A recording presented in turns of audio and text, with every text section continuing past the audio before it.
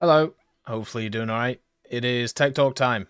So it's time to do the good old Tech Talk. We're doing it on Saturday this week, or I'm recording it on Saturday and it's being uploaded on Sunday, as always. Basically, what we're doing is we're going to be streaming both on YouTube and also Twitch now. So if you are more interested in the YouTube platform, you can do the YouTube platform. If you're more interested in the Twitch platform, you can do the Twitch platform. So yeah, we're doing both. Still working out some of the kinks on my end, so we'll see how it goes. I see you, Diaboli, Jake, and also Vaspera. Hopefully you're doing good. Yeah, so if you don't know what the Tech Talk is, it's kind of a weekly podcast where we just kind of sit here and talk about general things that have gone on in the week, and also go through the comments section. So the comments are the main thing, and if you want to have some stuff discussed in the Tech Talk, obviously stick the stuff in the comments of the Tech Talk so we can have a look. That's obviously the main thing to do and to have a bit of fun with. We're going to be playing the JU-87 to get it respaded, and also at the same time we're going to do the 1-3, probably Panzer 2C to get the pages of history done. So a little bit of low tier, fun tier, or whatever people call it. First of all, we have Maxwell. So Maxwell obviously did the timestamps. It's very kind of him. And if you didn't know, by the way, because of the Fallout TV show, which was pretty fun, they're actually doing a deal on the Fallout games on Fanatical. You can pick up all the Game of the Year editions of it for I think it's like $30 or something. So that's like Fallout 4, 76, 3, 1 and 2, and it's fantastic. It's very good and a good addition or a good way of getting yourself into the series. But as always, thank you to Maxwell for the timestamps. It's very kind of you. So people can follow along. The first one is from Rafa Haas. Hi Tech, I love how the Snell asked us for feedback regarding the BR changes, then just said thanks for your feedback, but it actually doesn't matter. We will proceed with our idea. Also, the Type 81C at 11.3 and the Panzer at 11.7. Well, yeah, I mean, Hey, Spendog, nice to see you. There is a bit of a problem with, high tier AAs, and it's not just them, it's also the rest of them. Like, we made a video on it the other day, talking about even just the German tech tree. There's this huge gap from like 10.3 to 11.7. Like, there's no vehicles between it apart from the Leopard 2PL. So basically what you have here is you have a very, very small, like a very, very small difference between too many of these vehicles, and therefore they haven't moved them around. And one of the things they said, which was kind of annoying, was the whole thing about how they want to decompress ground when they can also move around aviation at the same time. Which, I mean, I don't understand why you can't do them together if that's a limiting factor, because it doesn't make any sense. If you compare the Florakrad, which is at the same BR as the Panzer is better in every way. Has more missiles, better missiles. It also has access to it has access to guns. It has access to more missiles straight away. It's got a better radar. It's got a better everything. So yeah, it doesn't make a lot of sense. It's very confusing the way that it's all set up. So yeah, it kind of sucks. I think it would be better if they, restructured those VRs right now. Not just with the AAs, but with a bunch of things. As somebody who spaded the Leopard 2A5 and spaded the Leopard 2A7V, the difference between those vehicles is astronomical. Like, the only things they have the same is mobility. Everything else, the 2A7B blows the 2A5 out of the park. So they really need to have a rethink. They really need to have a think about how they're going to kind of sort this stuff out. And the thing that they said, which was the whole, the they don't want to move the BRs because of aviation stuff, I'm just not buying it. I think they're going to do a huge decompression pretty soon. But even then, the main thing they need to do is they need to fill in that gap that so many nations have between 11.7 and 10.3. And the reason why that gap exists is straight up because of the difference in how powerful the vehicles are. And when we can be, a bit more honest about these things, then I think that would be very positive. It just sucks, that that's there, and it happens all the time. By the way, like you have because of the way that they do like balance in terms of like player statistics, it's like one of the negative things about it. What ends up happening is you will end up having a very strong BR, which everything gravitates around, and then you'll have another strong BR which everything gravitates around, and then you won't have anything between them. And whenever you do have vehicles between them, they'll just get up-tiered and get hammered. And that's pretty much, what we see with 11.0 right now, and what we see with 9.3 right now. And it just kind of sucks. And, it's the major thing that causes it is the human element of matchmaking. That people want to win, people want to do well, they don't just want to get hammered in the face. And yeah, there's not really any fixing it, but it just kind of sucks. Like I wish it was different, but what are you gonna do? It's right now. It's just how it goes. Then we have JB Perini. The B32 Dominator could be added as a folder with the B29. It's an inferior or similar plane, same loadout, similar speed and armament, so it wouldn't break the game more than it already is. The B36 is a completely different matter, though. Yeah, I mean, the issue with adding the B32 is the fact that you're adding a vehicle on top of the B29, and as we found, the B29 is not balanced, and it's been very hard for them to balance since the offset. Just like how it's very hard to balance that and some other things that have been going around too, like the TU4. So they haven't really found a fix to the B29 yet. My guess is when they find a fix to actually make those things enjoyable to play and not just pinatas, or if you put it down in BR so they don't take over the games, then they'll probably start adding more of those vehicles. But at the moment, yeah, it's just... I mean, if you played the B29 recently, or if you played the TU4 recently, or any of those like kind of high-tier prop bombers, it can be very, very rough to play, so yeah, not too fun. Hopefully it changes. Hopefully at some point, they can move it around. But yeah, the way that the game is structured right now, it doesn't really fit them. Which is why we probably haven't seen a lot of the jet bombers either. And they've favored strike aircraft instead of the jet bombers themselves. It's also the fact that most nations don't have these things. So it's just it's a balancing thing as well, right? Like it's a really rough balancing thing to do. But it is there's not really another way that you can do it. And it sucks. Maybe in the future, when they run out of, strike aircraft to add and things like that, maybe we'll get it. But at least right now, we're not going to. So we have Stainer Vilnius. Talking about World War One, there's a lot of combat aircraft from the 20s and early 30s. Yeah, there's a ton. Yeah, there's a metric ton that they could add.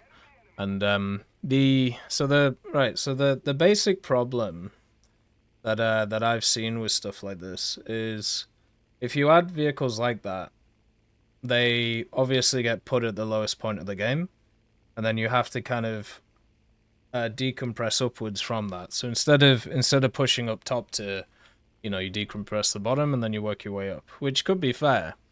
But then also, when people first start playing the game, those are the vehicles they're going to play, right? And that basically means that they're going to have a worse experience than what they do now, which, is not really nice. So I've always theorized the idea of, bringing an expansion or a DLC where you add a bunch of vehicles like that, and then what you do is you end up setting it up in a way So instead of them, like, getting access to them at the start, you do what they did with like the French or like the OS2U Kingfisher. We have to get to a specific rank to be able to unlock them, and then maybe it unlocks them with like a few challenges. If you complete the challenges, you get some unique stuff from it. Maybe you can get like the Red Barons plane or something like that. But whatever way you do it, you're gonna struggle when it comes to the player base. So I don't know. Like it would be something really cool to see. I'm sure once they finish expanding upwards, they will start to think, downwards. But right now, there's still plenty of aircraft that they can add from the jet age, which people would probably be more interested in. And then at some point, you'll get what, we have in ground, where you have like 4 or 5 copies of the same vehicle. But until then, you don't have to worry about that stuff. So yeah, I've always liked the idea of a DLC with the vehicles, bunch of single missions, bunch of dynamic campaigns. Give people a feeling of the history, do some videos around it. It would be really nice. But yeah, that is a story for another day, as always. Nice to see you guys. We're just doing the tech talk right now. Good old streaming. Then we have Mr. Snack. Hey, Tech. I was doing a little exploring of Lockheed Martin's Twitter, or the X page, as one does at 2 a.m., and came across a plane called the T-50. Did a little research, lots of treadmills came up for some reason, and I eventually found the plane that is currently used in South Korea. They use it as a supersonic light attack aircraft. Could be an interesting addition in a subtree. What do you think? Could it have a place in the game? Wikipedia says it can use AIM-9 missiles, doesn't specify further, and also Mavericks, as well as unguided cluster bombs and normal bombs. I mean, yeah, stuff like that can easily turn up in the game. Like I think when I think about stuff like that, they've already added in a bunch of like strike aircraft, right? And they aren't really very balanced in the game. Let's be honest. But what is kind of interesting to see is that they're bringing in the BR changes in the next update, so they'll have different BRs in ground and air. So vehicles like that, or like, different things, such as the, what's the word, the Alpha Jets, and then stuff like the A10, stuff like the Su-25, they will finally be able to kind of fit better their BR. So for me, I'm waiting to see what that brings along. And then vehicles which are in that weird haze of, kind of good because of their armament, but bad because of their flight performance, then we can start talking about, what type of vehicles we want to, bring along with that. Hey, Alex, nice to see you. But that's the idea, right? Like that would be something fun to look at. I'm hoping that in the future that's what they do, but who knows? Anything is possible. Anything can kind of fly about the place. My worry with these types of things, the only worry I really have is, as I said, the imbalance between the modes. Because for the longest time, like I remember when the A10 was added, I remember when the Su-25 was added, and I remember how busted those vehicles were because they tried to, instead of balance by flight performance, they instead decided to balance by weaponry. And balancing by weaponry goes pretty much one way. It's either completely busted, or it's not able to get its weaponry off in time and gets annihilated. So a very good kind of show of this is the standard Su-25, or the Su-25K, and then the Su-25T, I think it's called, and the Su-39. So you hardly ever see any Su-39s. You hardly ever see any Su-25Ts. And it's because, even though they have upgraded weapons, and obviously the IRCM and stuff like that, it doesn't make up for the fact that they don't fly very well at the BR that they're at. And it just makes more sense just to take the lower one, because it still has the same flight performance, you can run it at a lower BR, and it still has, good ordnance alongside of it. So it just basically means, or it shows how there is general problems in those areas and how it works. And hopefully, you know, they can address that in the next update. That's the main question that I feel like's on a lot of people's minds, whether they can do it or not, or whether it's just gonna kind of fall apart. Hey, Papa Stalin, nice to see you. But yeah, it's a long process, this one, but it looks like it's one that they're fully committed to after sorting out all the research stuff last year. So I don't see why it would be a problem, or if anything's going to go wrong kind of going forward. Then we have Blinker. Hey, Tech. Do you think the World War II battleships that were retrofitted with Tomahawk missiles will ever have a place in the game? Also, do you have any tips on landing the Sky Raider? I keep rolling over with them when I engage brakes at less than 100 kilometers per hour. Thanks. Yeah, sure. So the Sky Raiders, the ADs, by the way, the AD2, AD4. You have to tap the brakes. So a lot of vehicles, like we're actually flying one right now. So the Ju-87, right? The Spitfires do this too. Corsairs do this too. And also the Sky Raiders. They have a very, very heavy front. Hey, Zara, nice to see you. So that basically means that what you have to do is when you land, you have to tap the brakes.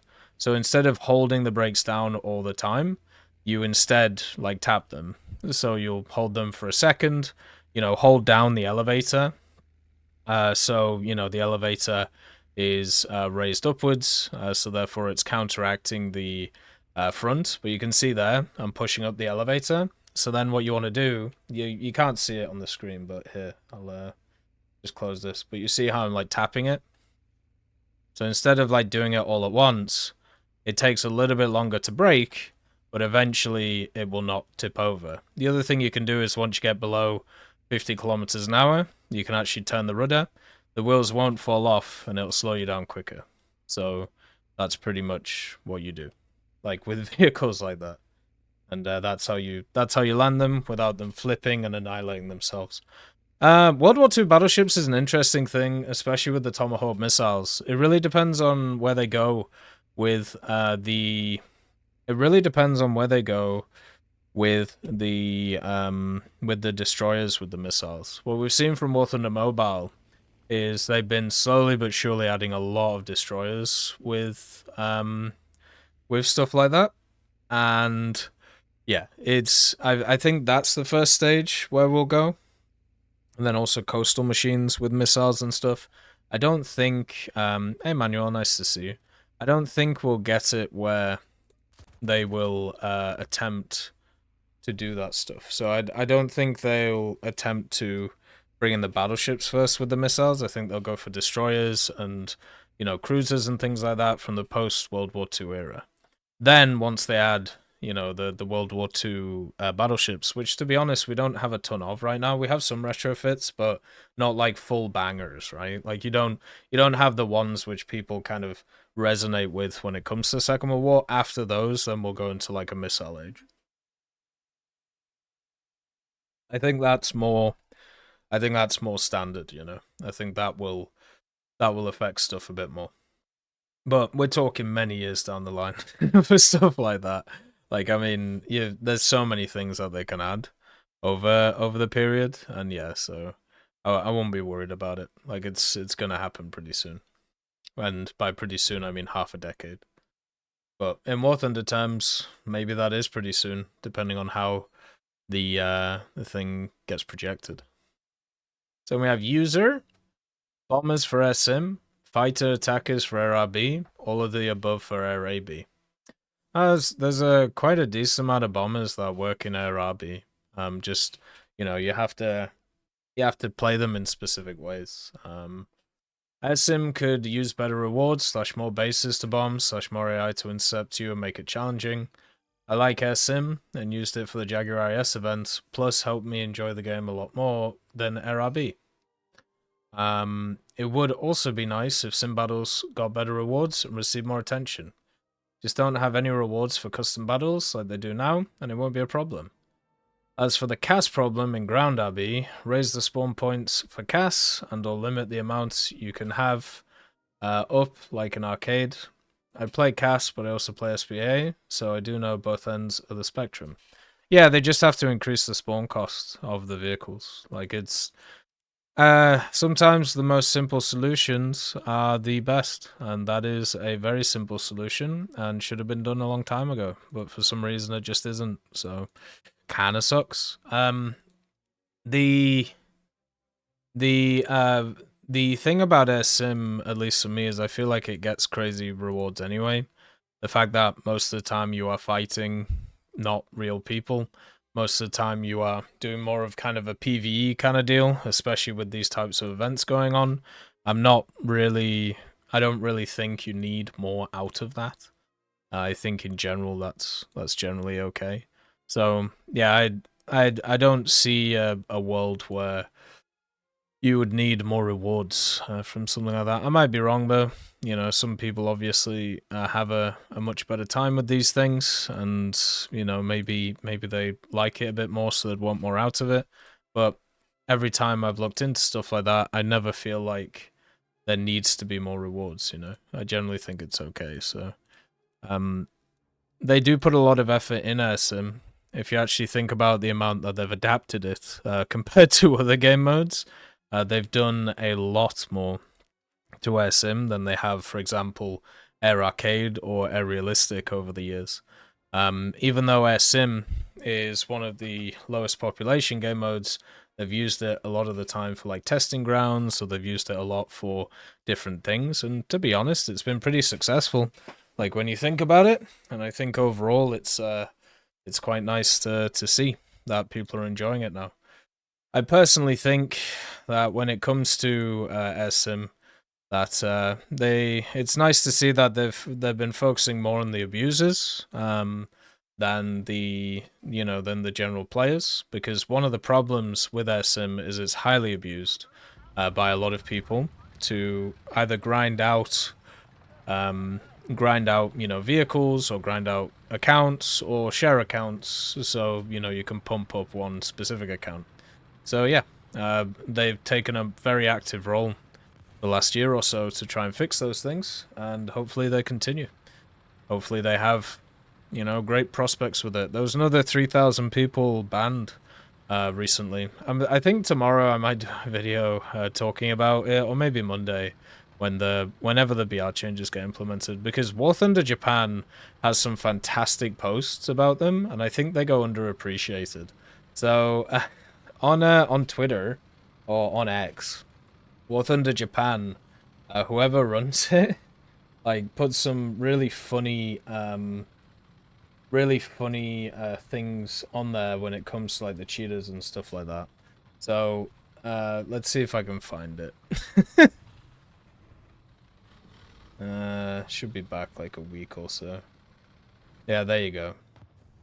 So they put, "We abide by international law of war. The 3,685 guerrillas engaged in irregular warfare were illegal combatants with no rights or obligations of protection, and there was a shortage of places to detain them.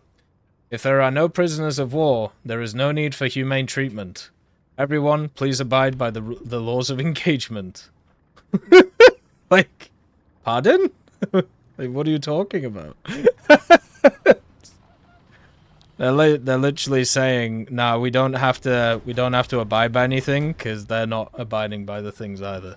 But yeah, they're straight up like, they're straight up going back to their old roots of like the Second World War in Japan, aren't they? When it comes to that stuff. We don't think that you're human, therefore no rights. It's like a classic banger. But yeah, so nice to see they're focusing on that stuff.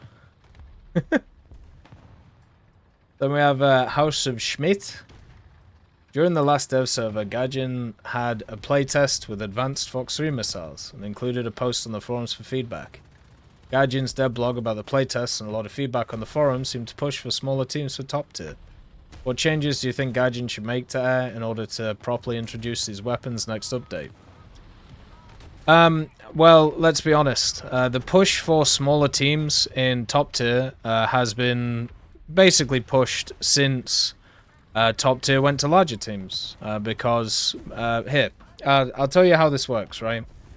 If I'm a player, right, and I play Aerialistic, and I understand that, first of all, in Aerialistic, it does not match squads for squads, which I've never understood why it doesn't, but it just doesn't for a lot of the time. If I understand this, and I also really want to carry a game, or I really want to do really well, the first thing that I do is I push for smaller teams. And I push for less people on the battlefield, so therefore, I can control the battle. Right? So, that's what you do. And funnily enough, a lot of the best players in the game want to do really well and are pushing for the idea of lowering the amount of people in the battle. Now, the problem is, when you have less people who are in the battle, what ends up happening is, first of all, you have less variance. Depending on it, you have more variance, right?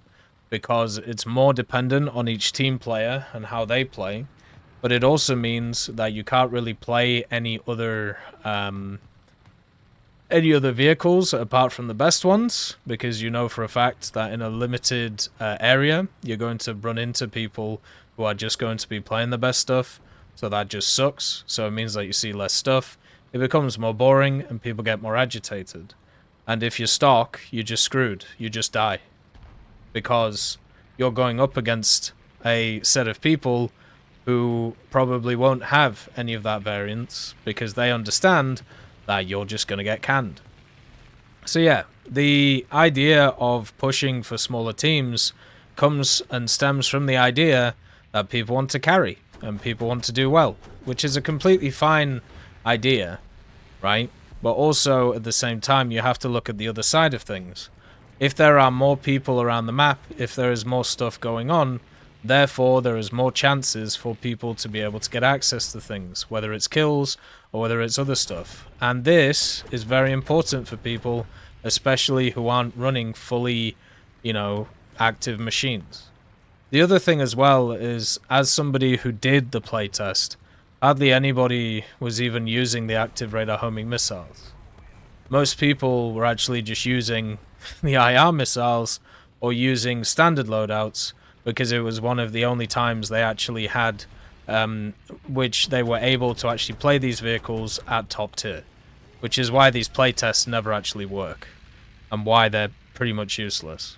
So the active rate, the other thing as well that has to be noted every time is with these types of playtests, it isn't as if you had more missiles, right? So you didn't have more missiles going around, you didn't have more things going on, you had exactly the same amount of missiles going on. So the same arguments that people were making before when it came to these high things are exactly the same arguments they're making before they're making now. So the fact that the active radar homing missiles have been added makes absolutely no difference to their thought process on why they're doing the thing. They're straight up just doing it because it's what they've said for months. And it's just, they're using a different reason to push the same agenda, right?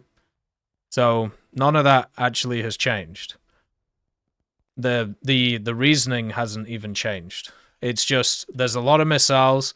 I can't focus on all the things that are going on at the same time.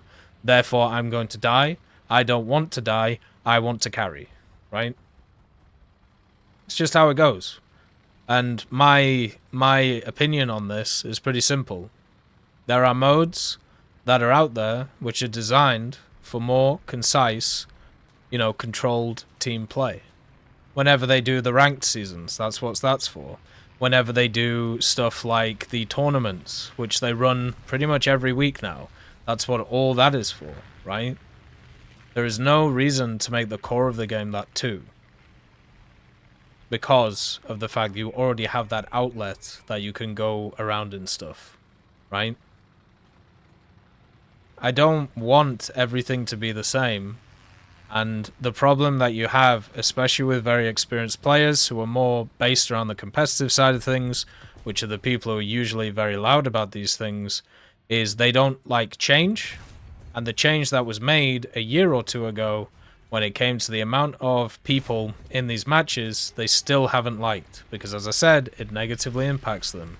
But what you don't see is the people it positively impacted, right? Because usually when people are positively impacted, they don't chat, they just get on with it and have a bit of fun. So just remember that always with these things. I honestly don't think the active radar homing missiles is going to change that much. Like, it's going to stop people going high, which they were doing anyway, and you're just going to hug the ground, which everybody was doing anyway, and basically you're going to have to deal, or you're just not going to have to focus on more missiles once you fired them, which if you talk to F-14 pilots who already have active radar homing missiles, they already do that. So just ask them how they do it, because it's going to be exactly the same for everybody else. These things will still not be able to track very well, even at like the higher echelons. You know, the ground still interferes with the radar seeker. So yeah, I honestly don't think it'll change that much, which is why the narratives are the same. Nothing has actually changed. It's overall exactly the same arguments over and over and over again, and it won't change until that changes. But if it don't change, then it'll stay the same. Because the problem with, you know, content creation and also just generally talking about stuff, there are only a finite amount of things that actually move around in terms of like how the, you know, meta shifts, especially at high tier aviation. So yeah, it's the same with like the bigger maps, guys. They just want more space to be able to find gaps so they can just annihilate people. It's just how it goes. So no, I don't put a lot of stock in that argument. As I said, there are already avenues in the game where people can experience that stuff, so just go play those. And if they're not available, then unlucky. You shouldn't force other people to play in a specific way because, you know, that's how you want to do it. I haven't found a compelling argument when it comes to making matches smaller, apart from there's more missiles that you have to focus on, and also the competitive side of things. But as a player who doesn't play in squads all the time, right, and doesn't just farm people all the time, like, you're just gonna make, like, solo play impossible. So it's just how it goes. Hey Burkhardt, nice to see you. So we have collateral damage. Hello TEC, hope you're doing well. Yeah, I'm doing alright. I think the infection's back. My ear's a bit pressured right now, but we should be fine. It'll go away after a little bit. It's just gotta de-escalate. And if it isn't good by like next week, I'll just get some antibiotics and fire it off, but it'll be fine. Like, I'm not too worried. I may have an idea on how to make Heatfs more powerful. And this idea comes from the proposed change to ground with the survey and everything on the 16th. Okay. The first and third option had to do with causing small fires in the fighting compartment due to the rounds hitting objects that aren't really modelled in yet. Since Heatfs basically shoots a very hot jet of molten copper, or let's just call it molten metal. I think that was the metal. You'd think that it would have a high chance of setting something on fire if it penetrated armor. My idea is to give the chance that Heatfs causes a small fire in the fighting compartment, damaging the crew if they aren't already dead. A little over a small period of time in the general area where the Heatfs penned, I think that this could make Heatfs a less hair-ripping round to use. Do you think this is too powerful or a good addition? When we're having these discussions, you have to remember the different parts of the game. So there are many BRs where Heatfs is very powerful. You know, usually like 7.0 to like 8.3, 8.7. Before like APFSDS really takes over. So what you're doing in that scenario is, in that area of the game, you're making Heatfs way more powerful than it was before. And that can actually lead to a pretty negative thing, where you actually get less variance of rounds, because everybody's just gonna, you know, use the same thing. So remember that it's more about BR. So if you change how these things work, you're gonna create a situation where you're gonna have, you know, certain things which are more powerful and other things that aren't. Hey Subspace, yeah, it's live. So basically, you gotta not just think about top tier, you gotta think about those other areas too, where this is gonna affect. So for me, that is a suggestion which would definitely help top tier, but it would also make the situation a lot worse in many other areas, and that is, you know, a bit of a problem. You already have a lot of like those light tanks at the, you know, the World War II BRs that, you know, like the historical guys are, why is this CFS facing my Tiger? It's not fair. You know, you get those guys. So you gotta try and placate them too, right? I think a better solution to this... Well, first of all, actually, the Hesh thing, they could do that with Hesh, because Hesh is completely worthless. So adding that to Hesh would be fine. But I think it's more important to actually look at giving people access to more rounds when they're stock, instead of having this hullabaloo about the idea of, well, sorry, you don't get access to this at this time because you haven't unlocked it, right? I think it would be much better just to give people like a minimum amount. You know, well, okay, so you haven't unlocked APF SDS. Okay, you can only take 5. Right? And then, once you get the modification, you can bring the full amount, right, of APF SDS. I've always thought that was the most elegant solution to this, and it's hilarious to me that at rank 8, they've actually admitted to the fact that, you know, having stock Heatfs would be negative for those vehicles. And for rank 6 and rank 7, they haven't, because of the fact that they want those vehicles, they want the rank 8s to look different compared to the other ones. And that sucks. That really sucks, by the way. I really detest how they've done that. Because it is admitting, right? It is admitting that these vehicles that have the additional chemical protection, okay, which a lot of them have at, you know, rank 7 and rank 6. And also a lot of rank 7s face those rank 8s because matchmaking isn't based on ranks. Hey, Penguin Red, nice to see you. Yeah, we're giving it a go. So, what ends up happening there, okay, is you have these situations where these vehicles, which are designed in a way to, you know, stop chemical protection, now go up against stuff which has access, or now use Heatfs to try and deal with it. But for some reason it's fine for some vehicles and not fine for others, and it's just a pain, right? It's not fun. I really don't like it. Wish they would change it. Now for me... now for me, I just wish that they would be honest with it and be like, yeah, we know that this causes issues. We know that this is a problem. But instead, we have to live in this world where, you know, it's rules for thee and not for me with these things. And that sucks. I wish that wasn't the case.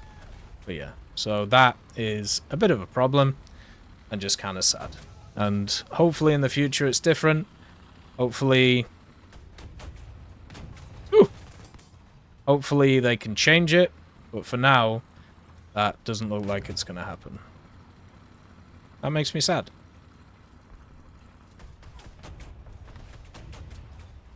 I don't know how this guy isn't killing me. But there we go. So yeah. I personally think it would be better just, as I said, so different people can get access to different amounts of things before the modifications. Make the modifications less powerful. You know, that's the way forward, and always has been for these types of things. Then we have Noah Glennon. Apologies if this has been asked before. Oh, you don't have to apologize, it's all good. How would you feel about having different types of artillery being able to be called in such as smoke or incendiary? At top tier, I find artillery rarely gets kills and is mainly used to flatten terrain. It may allow for map to play a little different. They may even have a longer cooldown, so smokes aren't spammed across the map. Thank you for your time. Anytime, Noah. Thank you for the question.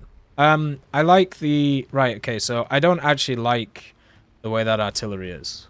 I don't like how you can RNG a kill, okay?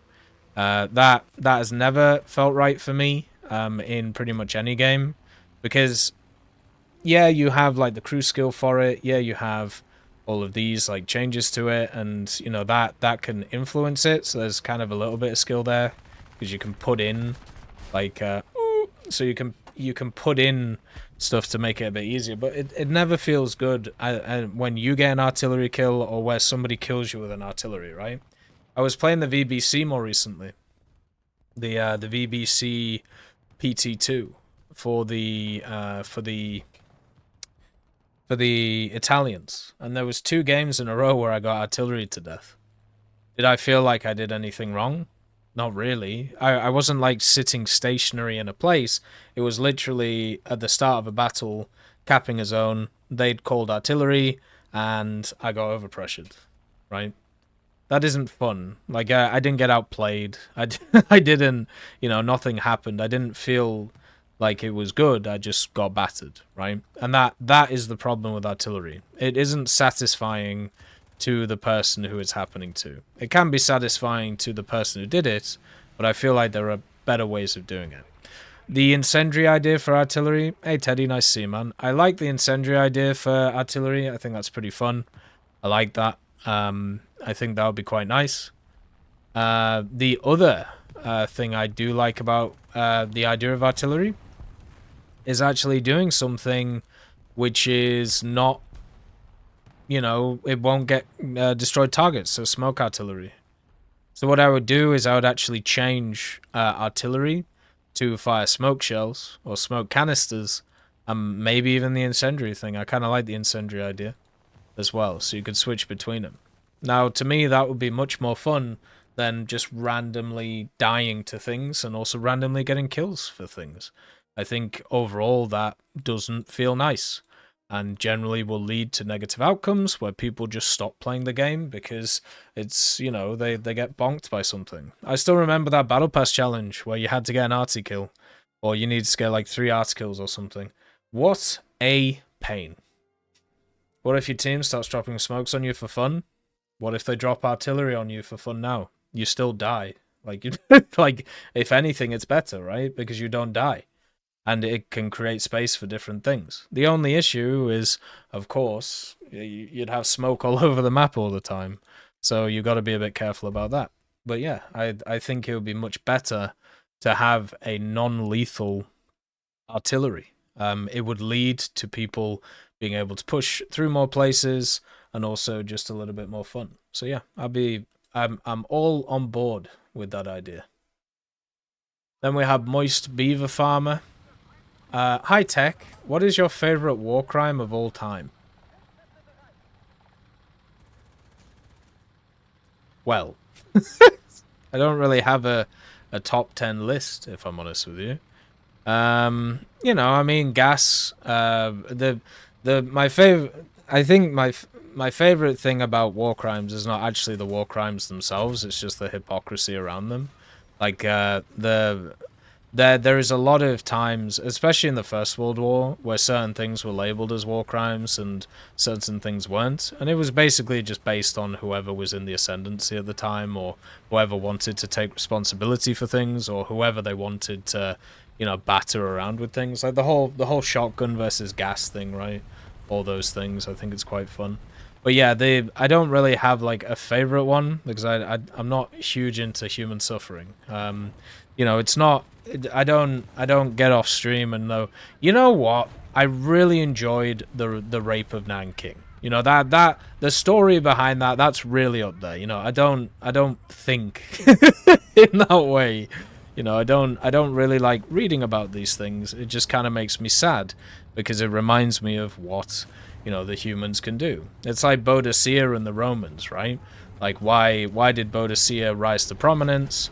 Well, it's because the Romans decided to do some horrific things to her daughters. It's not really nice to read about, and it's not really nice to go through. Sometimes you need to do that stuff because of the fact that you have to, understand what certain human beings are capable of doing, but also, you don't have to sit there and enjoy it, right? It's like reading stuff you disagree with. Very important to do, a very good idea to do, but also something that is not easy to do, and that can be a definite issue. So for me, yeah, I don't have a favorite. I don't have one that I reminisce about on a cold summer's evening. So, yeah. If you do want to see some crazy stories, though, I mean, reading about what happened on the Pacific Front is just crazy. Hey, Creeper Killer, nice to see you. Like, stuff like that is just nuts. But yeah, that's as I said, it just depends on where you're from and how you see these things. Then we have Leon Christensen. Hello, Tech.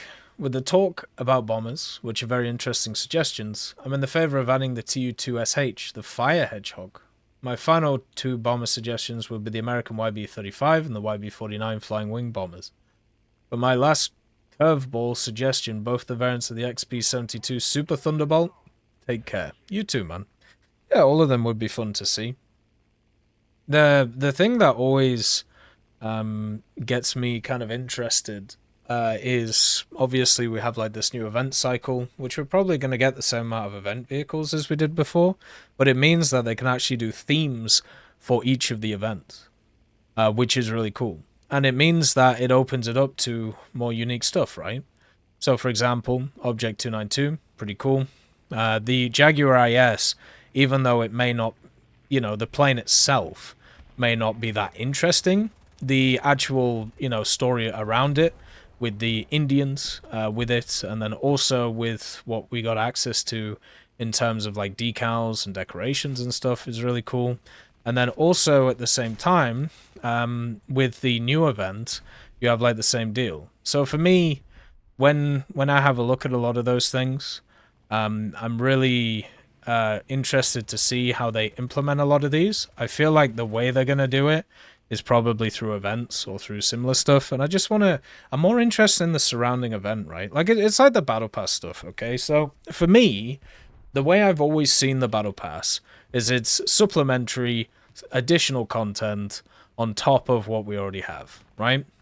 So for that, in order for that to be good, I think it's actually quite good that a lot of the Battle Pass stuff is premiums that fit into pre-existing lineups.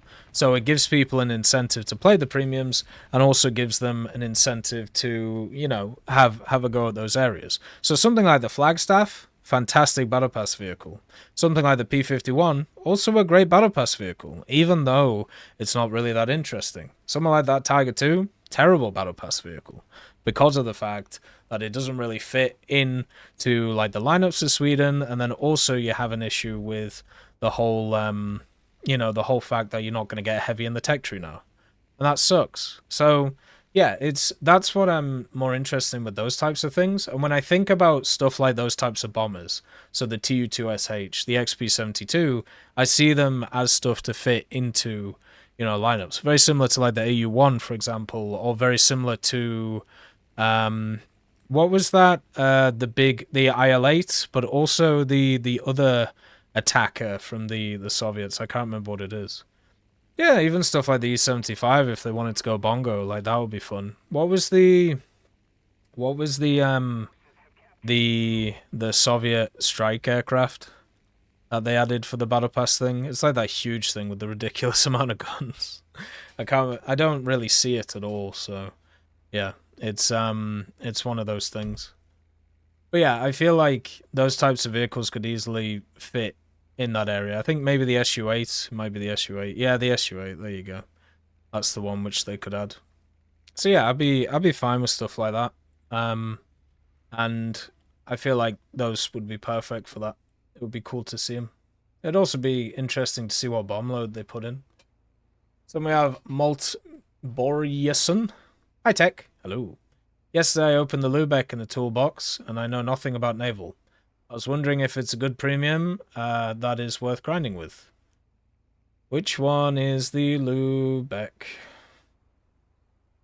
Let's see. So I can't remember which one it is.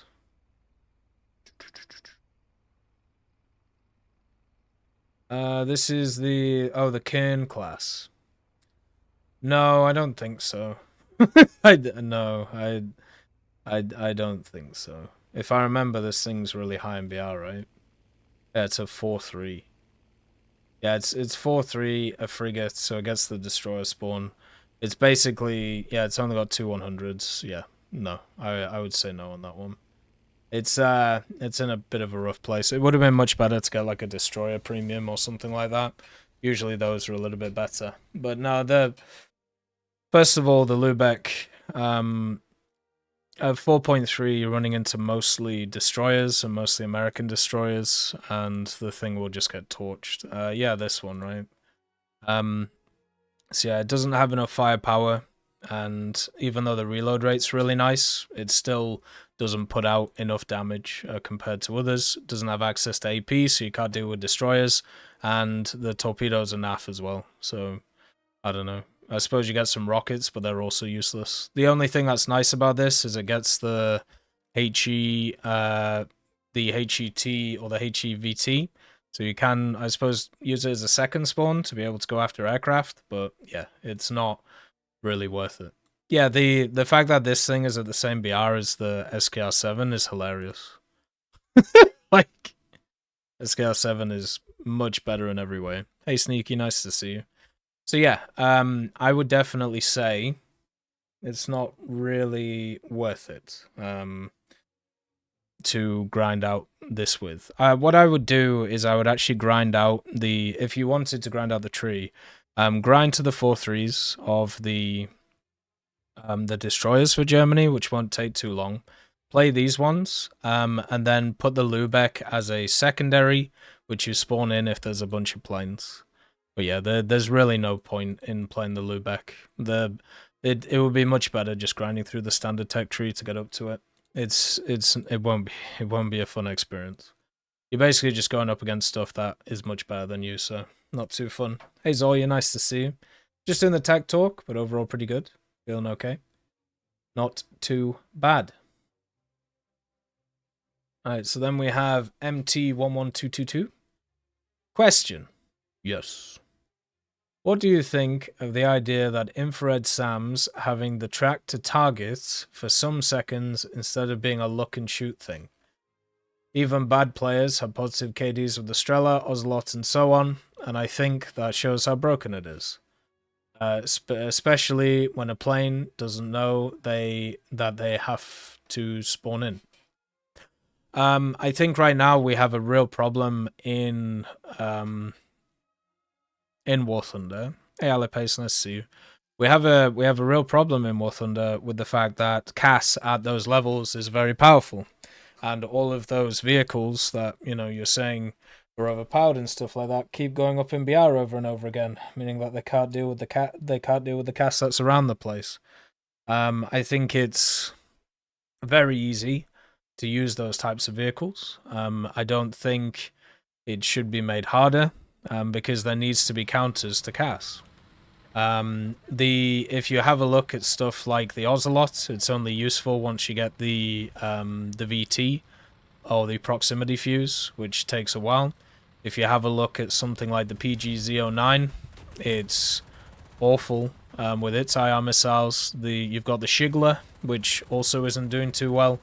Like, it's very easy to point to the ones doing great, like the Type 81, or stuff like, the Ocelot, or stuff like the Strela, and go, why are these all crazy, and why are they so powerful?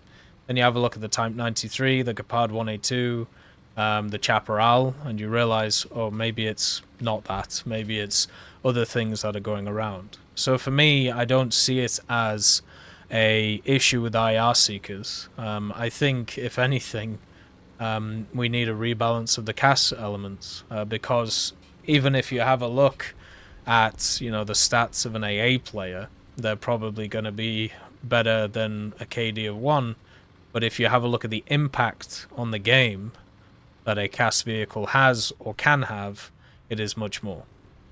For example, like an A4, right? An A4 at 8.7 can see none of those IR things. How crazy is that? They could easily get in a BR bracket where there isn't any IR launches, and that happens a lot, by the way. So, is that great? Is that how it should be? And a lot of vehicles, especially helicopters, completely outrange the IR missile launchers too. So yeah, I think around those BRs, I'm not really too worried about. I'm not really worried about the plight of CAS. And I think the BR changes over the next few months will probably show that too. Hey Denisha, nice to see you. Hopefully you're doing good. But yeah. when you only have a few vehicles to be able to control the skies, and they only come from very specific nations, you already know you have a problem, right? And that's basically what goes on. If you don't have those nations on your team, you lose. Then we have Weehee. Hello, Tech. Hope you're doing well. Yeah, I'm alright. Just dealing with some swelling in my ear. So it's probably some kind of infection or something going on. But it's just causing a little bit of pressure on the side of my head. But it's fine. If it gets any worse, then I'll go get some antibiotics. Go get a good old prescription and sort it out. Won't be too bad. I'm not too worried. Let's see. I was using light tanks and had an idea. How about there was some battle award like Heavy Metal Hero or Wingman, but for scouted enemy assists? It could be like if you get 5 or more scout assists, you get 5 KSL. Its name could be something like Master of Intelligence. Yeah, I'll be fine with that. You know, I don't see the downside of that. I think it would be good to have something to promote that type of play. The amount of times that I play War Thunder and I see people in scouts and they just never scout anything, maybe promoting, you know, use of that mechanic would be a good idea. Scouting in itself and light tanks in general are very powerful. But yeah, when you see people using them wrong, it sucks. It's not fun at all. Oh my god. There's just a guy right here. So yeah, I think personally I would be okay with that. Like I feel like more awards and stuff like that would be cool to have. I know that they just recently increased the amount of gadget achievements, which is cool. It's still not at the level where which they planned for like about a year or two ago, because there was supposed to be like over 100 of them at some point, so that could be pretty cool when they add all those in. But yeah, I think the way that they've done stuff so far, with the way that they've set it up, is good. Hopefully they add more in, so we don't just have, you know, specific vehicles at specific BRs and nothing else. That'd be very lovely to see. I'd be a big fan. Great idea. Let's do it. More rewards. More promotions of play. They could even add it to the Thunderer thing or whatever it is for the ground stuff. And we have Guilherme Vittorio. I'd love to know your thoughts about the MiG-31 being in game. Do you think it could work? Do you think that it should already be here? What are my thoughts? I can't remember what the MiG-31 is. That's my first thought. Isn't it the vehicle that was based off the MiG-25? Like it was the upgrade to the MiG-25? Or am I wrong about that? It was something like that, right?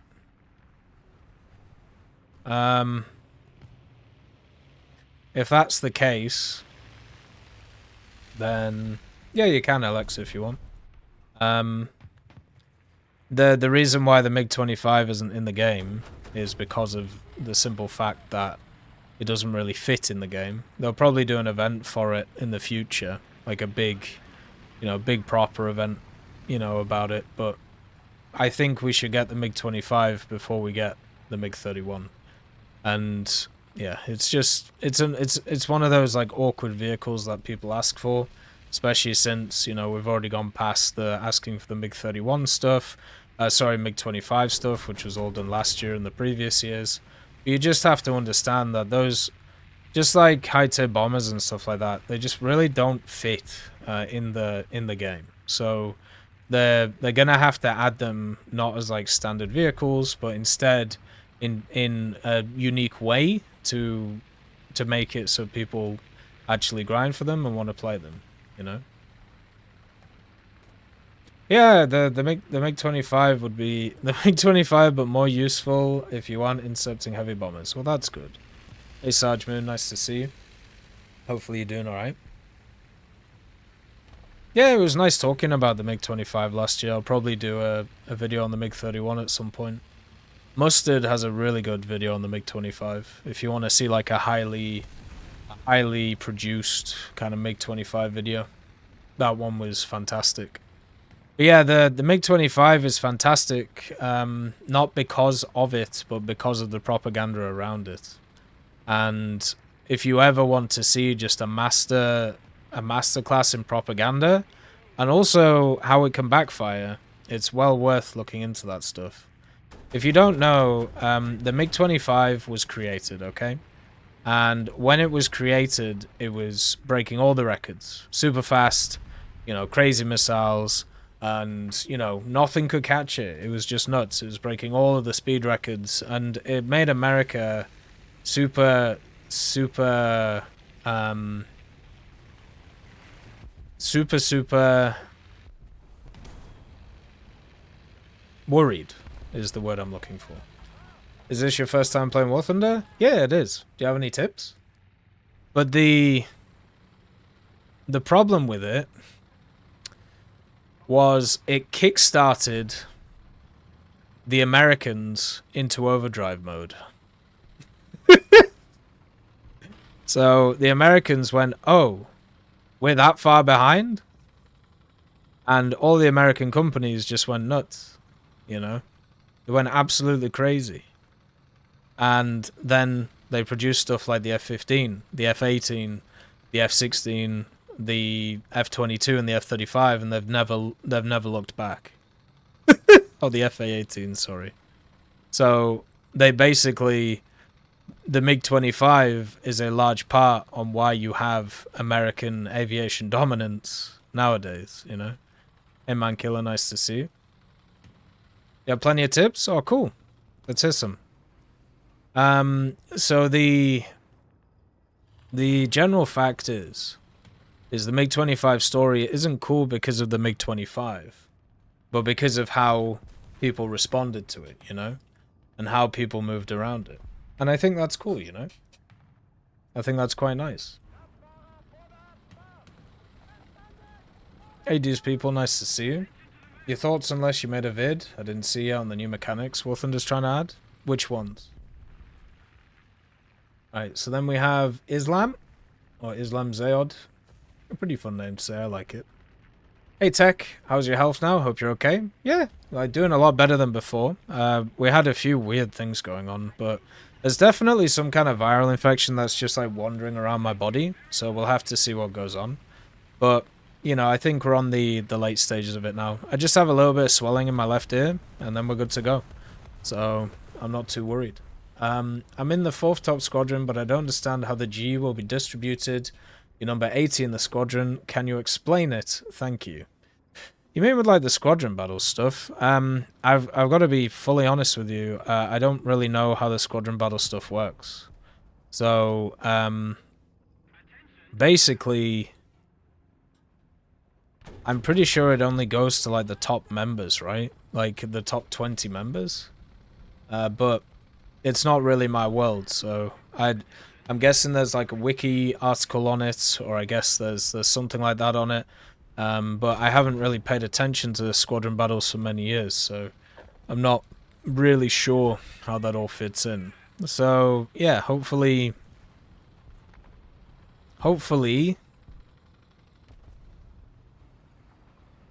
they'll be on the War Thunder wiki, or there'll be places on the forums for it. But I'm pretty sure it's only limited to the top places in the actual squad itself.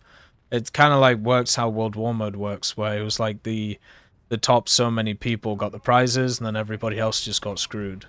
Which, when you have like a collective event, that's usually not a great thing to do, right?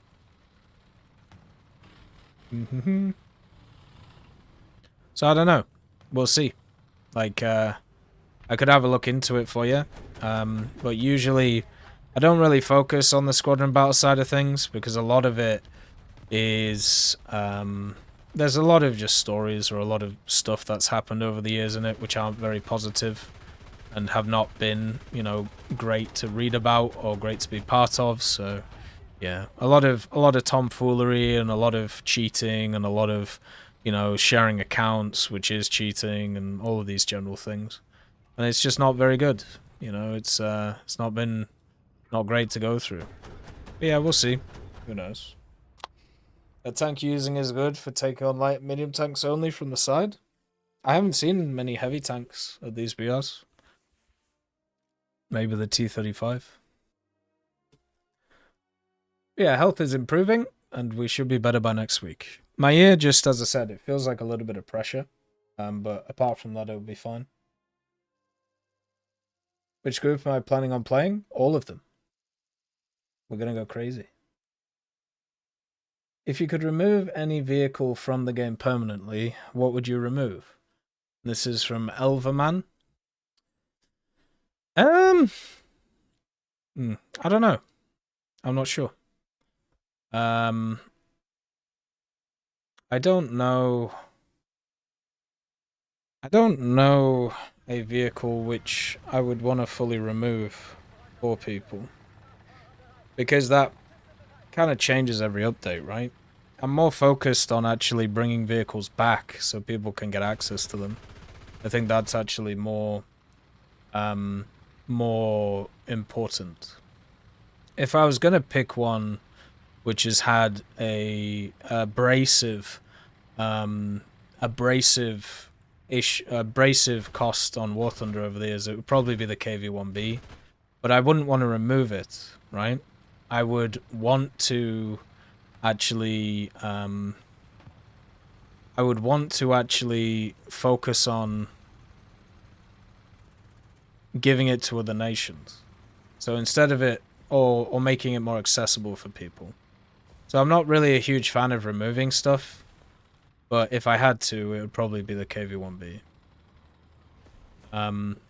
But if I had more of a choice, I would add it to the Finnish tree, and then I'd add it to the German tech tree too.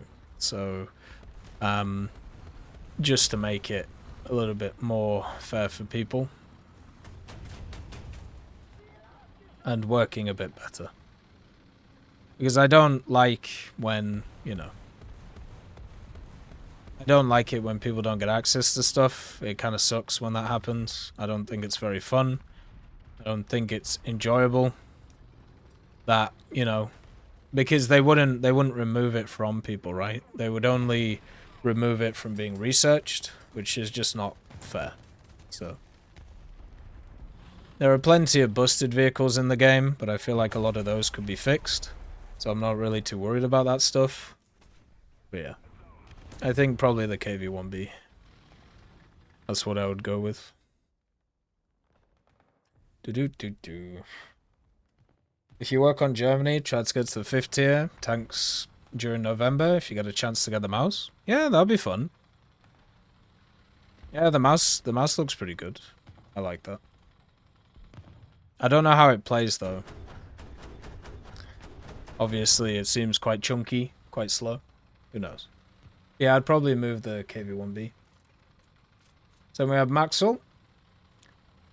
Hello, Tech. Nice haircut. Thank you. Yeah, it's pretty bog standard. That's what I do every time. I'm gonna do this haircut until I go bald, so you know how it is.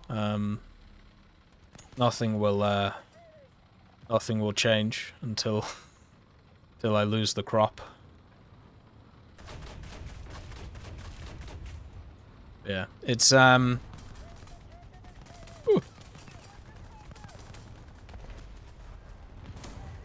But yeah, it's a pretty bog standard haircut, but I'm happy with it. Especially since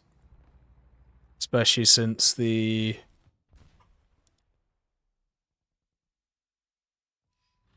summer is coming. Think of it like a bunker. What, the mouse? Would that get bombed? Wouldn't that be a problem? Hey Aldo, nice to see you. I'd like to mention in this history conversation the fact that in the West we show the Germany war crimes, but also nothing about the Japanese ones. In the East countries, it's the other way around. I get that people are more interested in the war crimes that countries had done to them, but I think there is something to be said about ignoring war crimes when it's not happening to Well, yeah, I honestly think that's true. We've talked about in length the issue with the whole, the victors writing history. and all of that stuff. But as I said, they actually tried to change that after the Second World War, at least in the West. So the thing that they tried to do was they relied on a lot of German generals for the history of what happened in Germany and also the Eastern Front, which was not a great idea because a lot of them just straight up lied, and because they wanted to absolve themselves from all the stuff that they did. And which is why, like, there are so many different versions of different pieces of history, and especially from that era, and why a lot of the numbers on the Eastern Front are still not really fully known. Hey Len, nice to see you, Canada Gamer. Hopefully you're doing well. So yeah, it's a bit of a pain to actually go through and sort out. So for me, when I look at stuff like that, I don't think anybody kind of forgets about the war crimes that people do. It's just whatever is politically beneficial at the time gets done. So it was very important for the West, you know, the West, which is basically France, Britain, and America at the time, to get Germany on their side, right? Because obviously World War II turned into the Cold War, not very positive, pretty weak, right?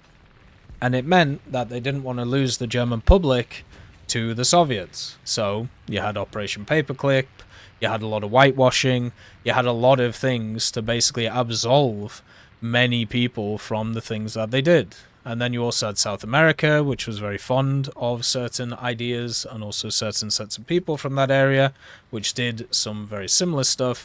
And yeah, it just sucks. But at the end of the day, nowadays, since, you know, we have the internet and we have a lot more people who read and a lot more people who are interested in this stuff, you see narratives changing, right? You see narratives moving around, and that's positives. But I honestly think it's just the fact that if you think about the World War II, the Pacific Theater, you know, it involves Asia and it involves, well, technically America, right? If you have a look at the other front, it involves all of Europe, Africa, India as well, because India was there, and also Asia as well, because you had the Soviets fighting the Japanese, the Indians obviously fighting, you know, the Japanese or the Germans, depending on where they're at, and also you have places like Afghanistan, Iraq, Iran, all involved in that theater. So it's just the scale of the amount of people that it affected, and also, you know, where a lot of the population of, you know, people who speak online come from.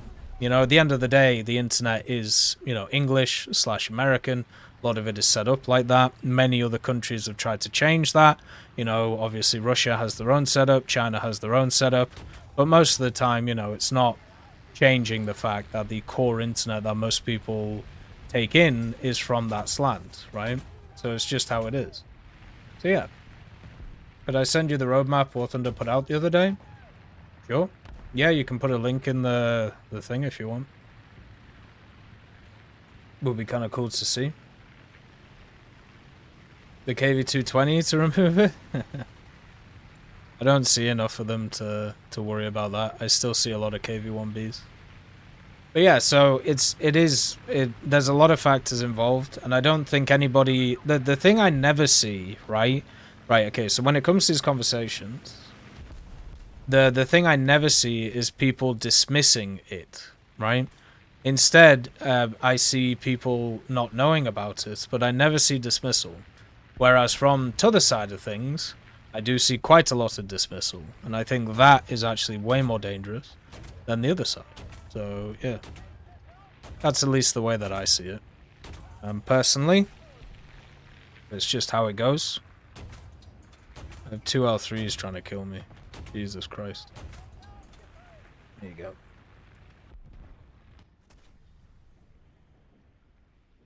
Would you say War Thunder has a tendency to make its players sadistic?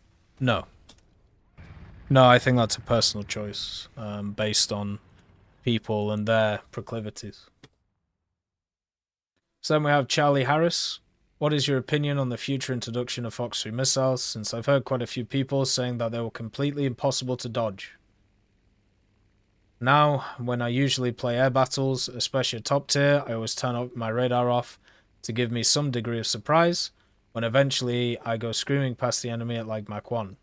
So really, I think the best way to keep those Fox 3 missiles from actually tracking you is essentially turn off your radar and essentially wait to make visual contact with the enemy aircraft, because if I'm not mistaken, these Fox 3's missiles home in on radar emissions.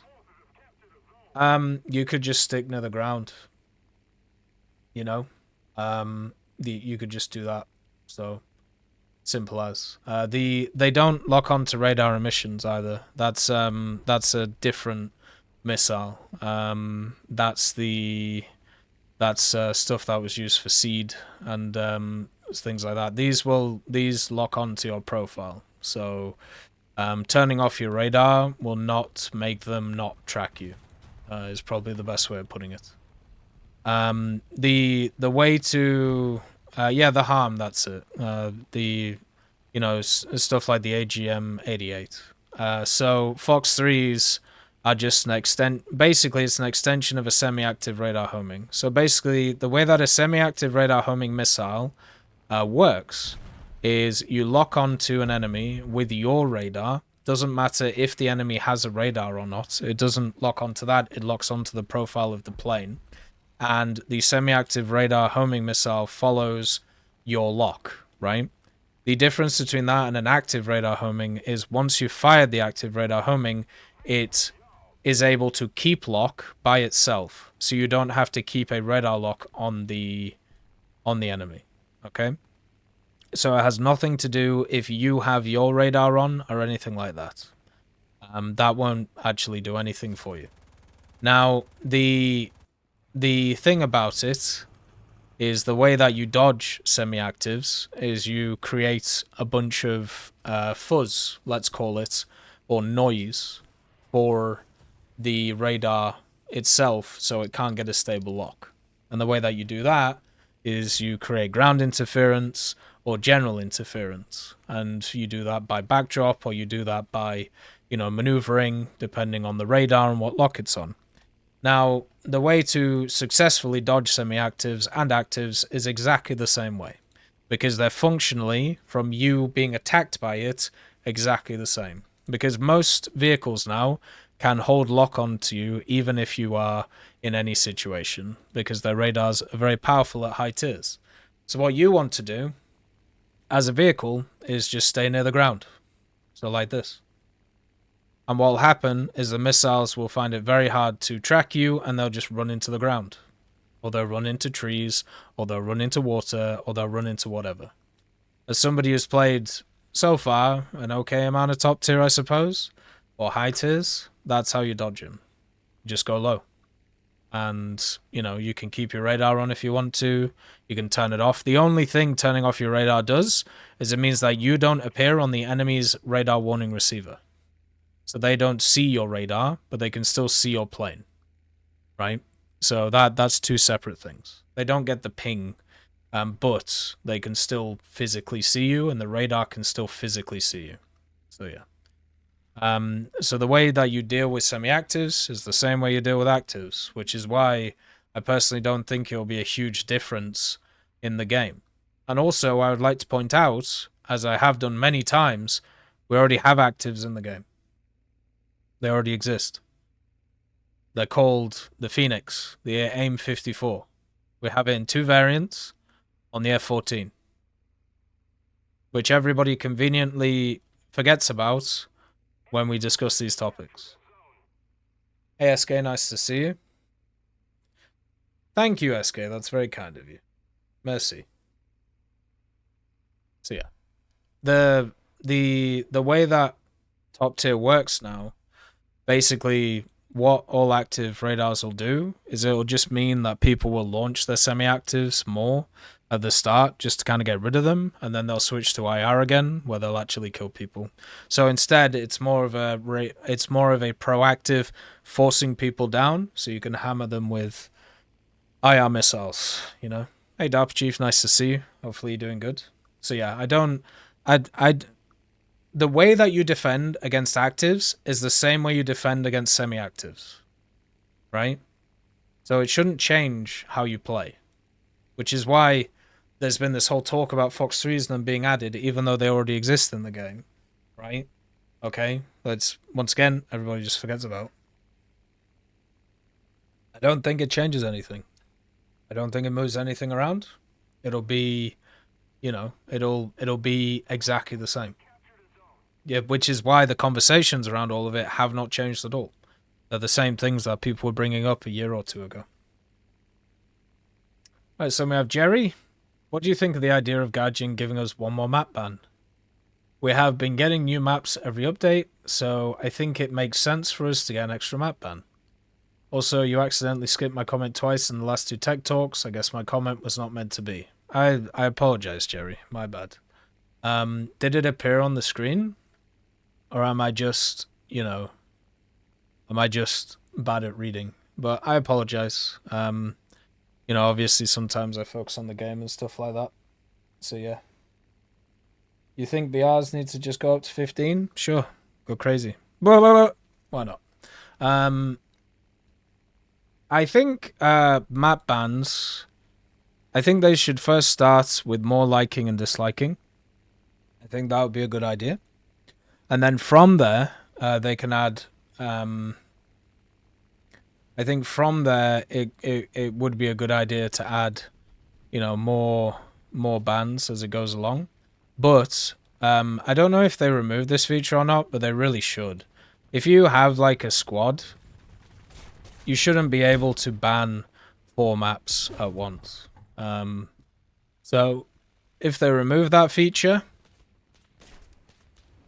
which I can't remember if they did or not, and then also if they want to add in more likes and dislikes, and then another map ban after that, sure. I'll be fine with that. Yeah, YouTube sometimes hides comments, so it also might just be me being silly. So yeah, that's the stages I would do.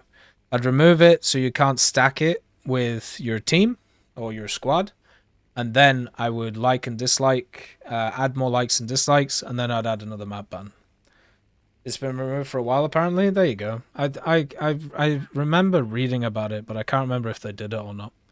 So yeah, I'd be fine with something like that.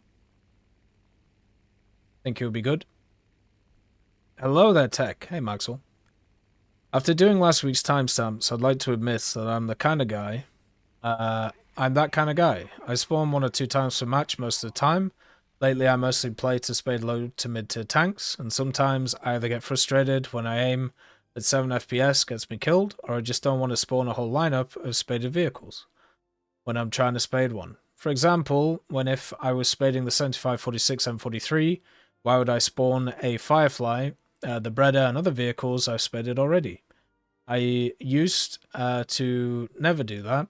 Some years ago, I was always spawning to the last tank, but not anymore, really. Not when I'm trying to get a Churchill spaded. Yeah, exactly. And that just goes to, what we've talked about in the past. People play the game for different reasons and play the game in different ways. And every solution to the whole, make people play more thing will go against and will go against how people enjoy the game. So that sucks. So you have to balance between that and the other one. And depending on how people like to play the game, really depends on how they'll see that and where they'll go from there. So it's just kind of how it goes. So yeah, I think there were some times when I was playing the Magak Hydra, and this wasn't really because I had a bunch of spaded vehicles or whatever, but it's more about the fact that I can play the Hydra and then I can get to a position on a map and I just know I'm going to die. So what's the point?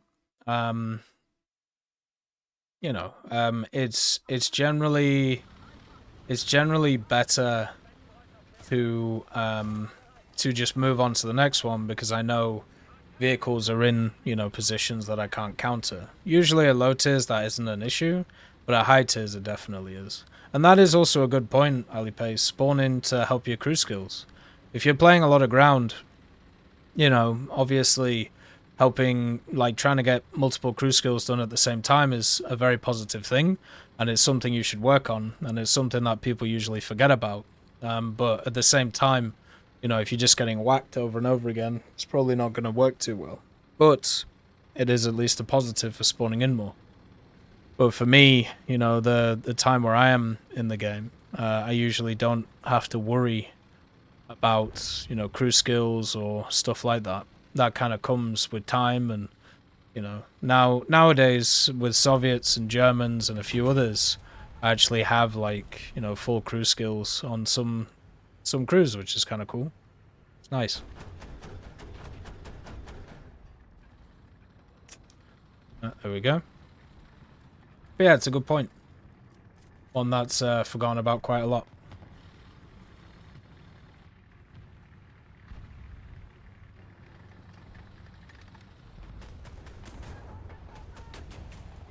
There we go. Then we have Pragun Kumar. Namaste Tech, namaste. Asha Hai Ap Take Ho. One day I will learn that. Hope you're doing well in Hindi. Oh, there you go. Need to get Freeman around. Freeman's been working, unfortunately, so he's become a man of the world. He complains about fish and complains about smell and gets paid for it. So there you go. How'd you play the Baglet 57? As a vehicle that is incredibly good at multi-rolling. So you stay just behind the front line, you scout everything, if anybody pushes forward you kill him, and then you kill planes.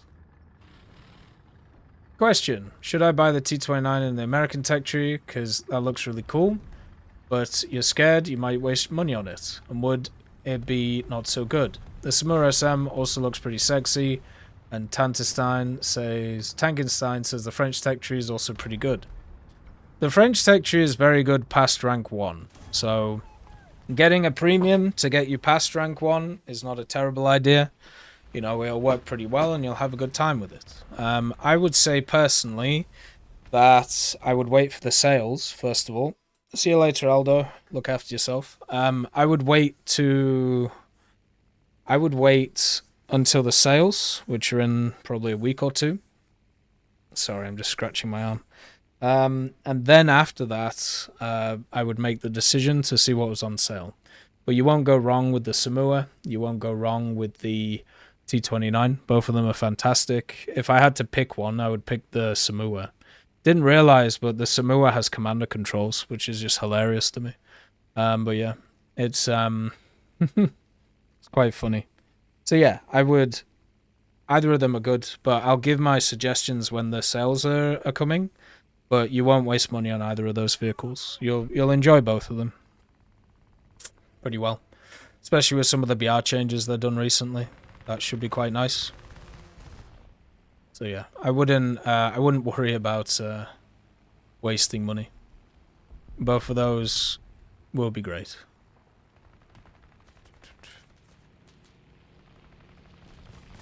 There we go.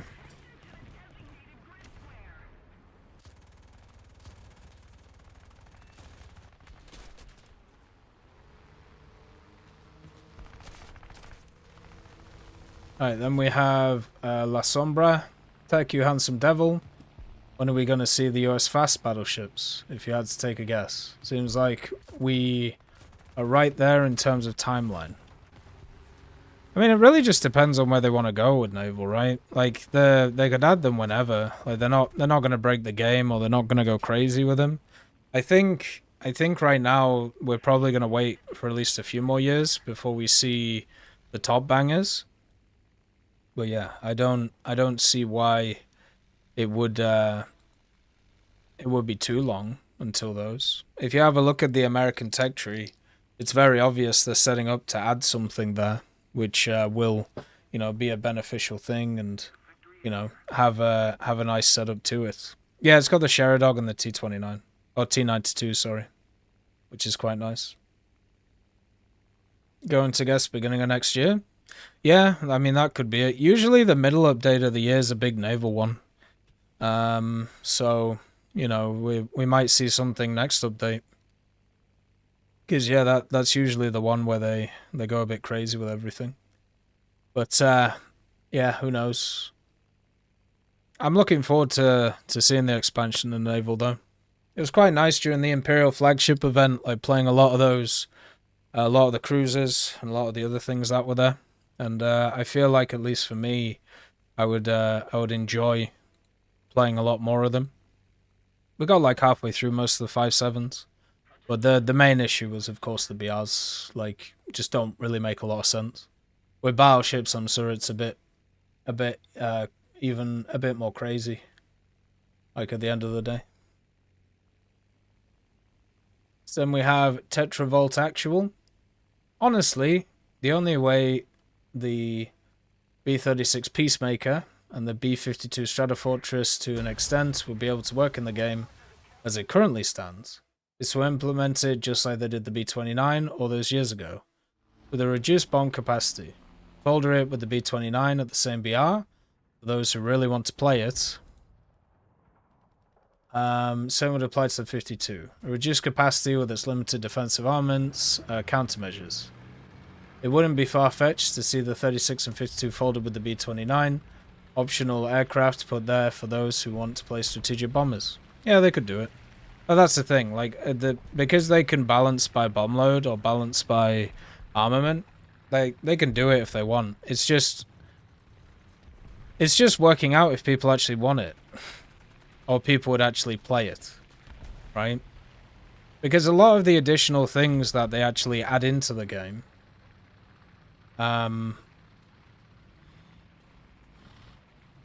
are either copy-pastes or similar things to copy-pastes, right? Like, they're not that flashy, they're not that crazy. Now, if you decide to add something like the Peacemaker, right, or anything like that, there's nothing you're really going to build off of the Peacemaker. Does that make sense? So, if you build a Magak, right, or if you build something which is similar to a Magak, you can now make 20 or 30 of the damn things, right? And you can have a good time with it. And you can make, you know, a bunch of vehicles around it. With the Peacemaker, you're only making the Peacemaker. There's nothing you can really build on top of it and do well with. So, same with like the B-52. So the investment that goes into these vehicles is huge, right? It's massive at the end of the day. It's absolutely huge. So if the investment doesn't pay off, that's a lot of money lost. Because you can't recoup it in any other way. I think about stuff such as like the battleships, right?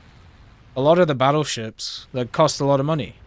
But once you have the models for the guns, once you have the models for the turrets, once you have the models, you know, in general for like the engines and things like that, like there was a lot of shared stuff or a lot of similar stuff between them. But the B-36 and the B-52, that ain't the case. There isn't a lot of shared, you know, stuff with the model to other planes. So it's a hell of an investment. And also what it would end up doing, which at least for me would be more annoying, is it wouldn't give you a different playstyle. It would be exactly the same as the previous one, especially if you implemented it like that. So it doesn't give you anything new. And then on top of it, it would mean all the crazy people who for years came out to like be like, where are my bomber cockpits? You know, just to be revitalized again and turn up again. Even after, you know, the additions of many other things. So for me, I would rather, you know, those vehicles were added. But if I'm honest with you, I think the perfect way to add stuff like that is by the community or users themselves taking it upon themselves to build these things. Like the whole build it and they will come thing. It's happened a lot in War Thunder. There's no reason it won't happen with this. And it means also that they won't get charged out of the behind for it. There would be a discussion about these things. And that would be much better. But yeah, c'est la vie. That's how I would do it. You know, if I was super passionate about these things, I'd just build it myself. Build it to the standard that Gaijin likes, and then just go from there. Hey, your local meme, nice to see you. Hopefully you're doing good. Like that, honestly, if you want to see these things in the game, that's how you get them added. Straight up, just build them and they will come. As long as they're not already working on them. It's the same with a lot of these vehicles. They're very unique models. And since there is this there is this general belief that, you know, the bombers in War Thunder or the things in War Thunder like that aren't as fun as other things. Like, I think it's massively overrepresented how many people actually want these things compared to who don't or who don't care about them. So yeah. It's interesting, right? Like looking at these things. We'll have to see what they do. Then we have Deja Vu. Why does War Thunder have a Swedish bias? Because Sweden is very good at buying things which are pretty good at times after they're useful. Ooh, look at that. There you go. The reason why, obviously, War Thunder doesn't really have a Swedish bias, like, but one of the things that does benefit Sweden a lot compared to other nations is they never had to go to war. So what that basically means is a lot of the time, especially during the post Second World War period, they put a lot of funds into kind of learning what they wanted to build and different things that they wanted to build. So they were able to do a bunch of wacky designs and try a bunch of different things, where other nations were actually focused on, you know, fighting wars. So if you actually look from a historical point of view, Sweden is miles behind a bunch of other nations, right? If you have a look at the vehicles they were creating in the 50s and 60s and even the 70s, their technology is crazy far behind. Right? I know everybody looks at the cheese wedge and, oh, look at this one test where it beat an M60. Even though in the next trial it lost to an AOS. But yeah, just keep hanging on that M60 trial. But yeah, they were able to do all of these weird innovations and try all these weird things because there was never really a threat of them getting annihilated by anything. And during the Second World War, they had a real problem. And that problem was their vehicles were terrible. They were awful, right? They were awful. They were in a terrible place. You know, whenever you've seen like the war games or whenever you've seen stuff about like, well, what if Germany decided to invade? Blah, blah, blah, blah, blah, they'd get trounced. Like it wouldn't even be close because they just didn't have anything. And the stuff they had was stuck in the early to mid 30s compared to what others had. So basically, what they did was after the war, they didn't want to be in a situation like that, and they realized they were far behind, and they were able to produce a bunch of random things. And in War Thunder, that works, because we don't balance by history. You balance by performance. Well, when you've already seen everybody else make stuff, and you've already tested everything else on the things that people have made, turns out you can make some pretty cool stuff, you know? Hey, BW, nice to see you. So yeah, it's pretty good, isn't it? Like at the end of the day. And you know, and also at the same time, they're in quite a unique position. Obviously, there's the whole NATO stuff, but also they had the opportunity in the 90s to test a bunch of things and to try a bunch of things. And Gaijin have been very kind to good old Sweden and given them the opportunity to be able to, you know, play with a ton of these toys in the game. So, yeah. It's just a simple fact that they've been able to get a bunch of stuff from a bunch of different places. And also at the same time, they've been able to produce a lot of weird and wonky things that fit well in War Thunder. Yeah, that's basically why Sweden has reserve APDS, a round which I believe wasn't produced until either the mid-40s or late 40s. Hey, F-chan, nice to see you. Nice to see you, Senpai. Hopefully you're doing alright today. There haven't been any war crime apologists, just we're now to the stage of why aren't both sides reported, so we're getting there. Yeah, I'm pretty sure the APDS was post-World War II. But yeah, it's why, like, whenever we talk about, like, historical matchmaking or whatever, Sweden always gets brought up. Because if you actually have a look at a lot of the vehicles that Sweden had, if you put them in a historical place, they would be in a horrific place. But luckily we don't have to do that, because then no one would play it. So yeah, I don't think War Thunder has a Swedish bias. I think Sweden gives a unique opportunity for Gaijin and also for anybody to, you know, who wants to play Sweden, to play stuff which is standard through the finished vehicles or through stuff that they bought, and then also at the same time stuff that they produced. So it gives a cool mix of just weird stuff, which is fun. But there are problems with the Swedish, you know, tech trees, and especially with like CAS in at specific levels, and also, you know, other areas. But yeah, it's generally pretty good. So I don't think there's a bias or anything.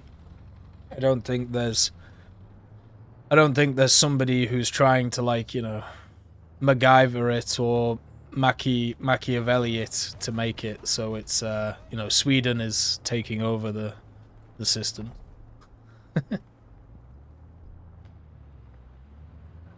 Oh, sorry, wasn't paying attention, my bad. Then we have Martin Yindames. It says, War Thunder, I wish that I can buy vehicles and sell on console. There would be more camos for Israeli tanks. Oh, you mean for the War Thunder market stuff? Yeah, I don't see anybody against console getting the market. Gaijin obviously aren't against it. So it literally is just the fact that you have all of these issues with how all of this stuff is set up from a console and a PC point of view.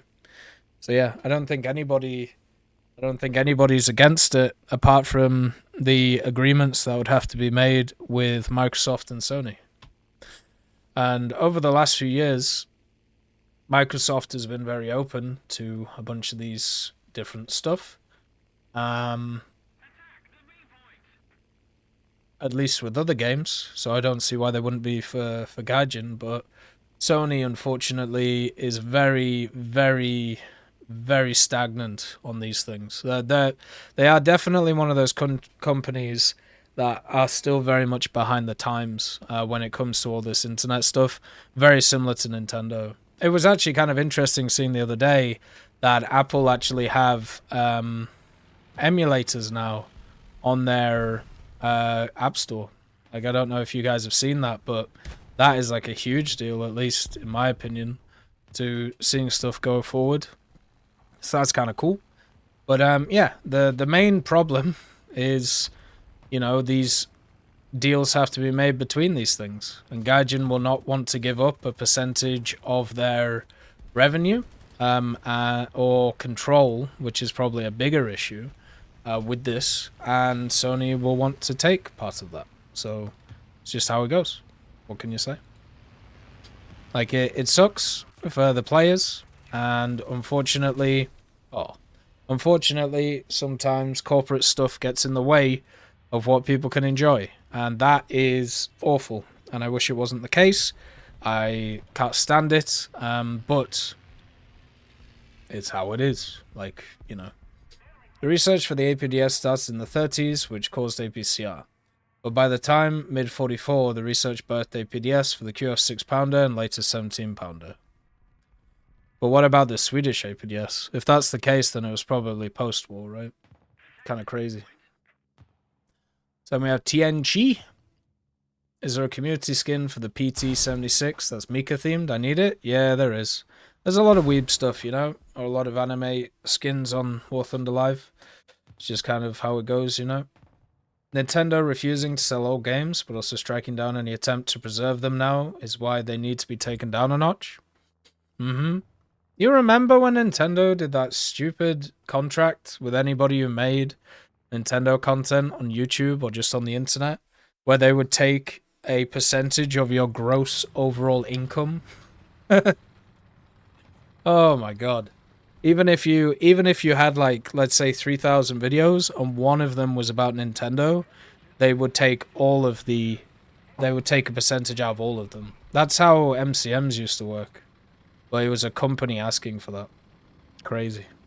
Absolutely nuts. Absolutely nuts. But yeah, unfortunately, when it comes to Nintendo, they have a track record of being, well, when people make fun of the whole, like, corporates or, greedy corporations or whatever, my mind always just goes straight to Nintendo every time. Like, because that's what they are. Like, they are straight up just that. And it sucks. I wish it was different because, as we've said, technology companies should really know a bit better, but not Nintendo. Not Nintendo. Alright, then we have Kilda.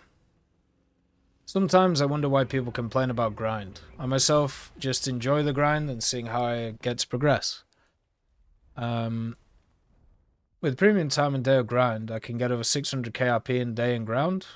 Then I remember that not all people have time to grind to have hours, so yeah, pretty much. Like, everybody's situation is different, and everybody's set of goals are different. If you don't have a lot of time, but you also want to get to the top tier of the game in a short amount of time, it's obviously not going to work for you. But usually when it comes to the talks about these things, that's where it comes from. It comes from people who are in situations which, it's not really designed for them. But yeah, that sucks. And that's why these types of models of free-to-play games are accessible to the most amount of people, but also at the same time cause some of the most controversy.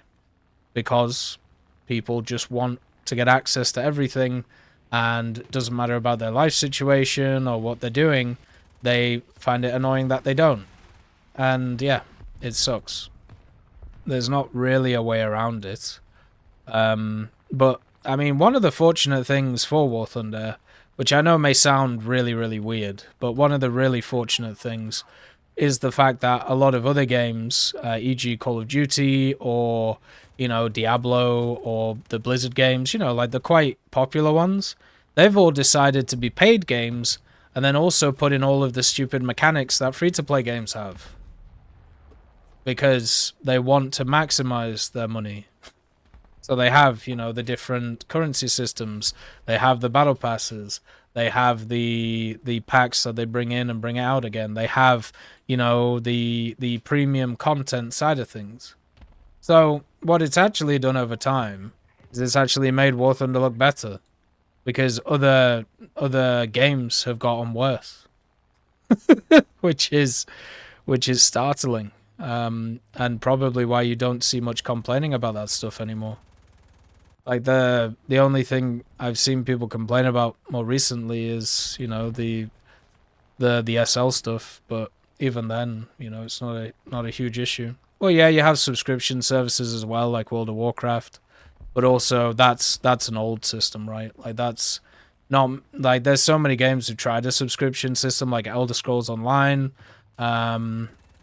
good old Black Desert, and yeah, they couldn't make it work. The only two that seem to have World of Warcraft, and that one's diminishing, and then also the FF14, I think. So yeah, it's just one of those which is obviously not perfect for the situation, but it's better than it could be, so that's positive.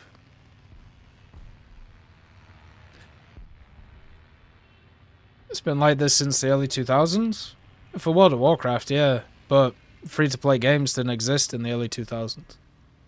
So a lot of the systems that are in, the free-to-play games were not in those types of games,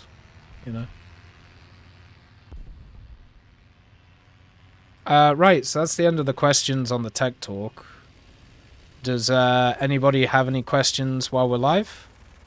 So, we can go through them and have some quick fire questions while we're just finishing off the page of history. VO2, this is the Fleagle. The good old Fleagle's BF109A. Butter or margarine? Depends what you're doing it for, but butter is definitely much better in most scenarios. Thing that annoys me over here is people keep butter in the fridge, so it's like rock solid all the time. So I have to keep taking it out of the fridge so it actually melts a bit, so you can actually put it on things. Still waiting for Armor 4. Well, didn't they do the test? They did that test, right? So